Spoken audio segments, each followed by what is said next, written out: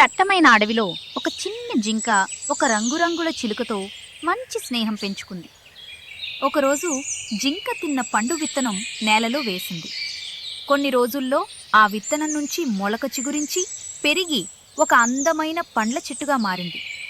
చెట్టంతా పండ్లతో నిండిపోయి వారి స్నేహానికి ఒక గుర్తుగా మారింది. అయితే ఒకరోజు ఓ వేటగాడు అడవిలోకి ప్రవేశించాడు. చేతిలో నెట్టు విల్లు పట్టుకుని జింకను గమనిస్తూ దాగాడు. ఆ సమయంలో చెట్టుపై ఉన్న చిలుక అతన్ని గమనించింది.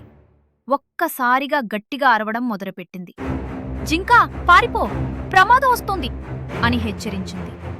చిలుక హెచ్చరిక విన్న జింక వెంటనే పరుగెత్తింది. వేటగాడు వెంబడించాడు. కాని ఓ జారి కింద పడిపోయాడు. చిలుక గాల్లో ఎగురుతూ ఊపిరి పీల్చింది. అంతలో జింక తిరిగి వచ్చింది. ఇద్దరూ మళ్లీ కలుసుకున్నారు. పండ చెట్టు కింద చిలుక జింకపై కూర్చొని నవ్వుతుండటం చూసిన ఎవరికైనా ముచ్చటేస్తుంది. వారి స్నేహం ఒక చిన్న విత్తనం నుంచి మొలకెత్తిన గొప్ప బంధం అయింది.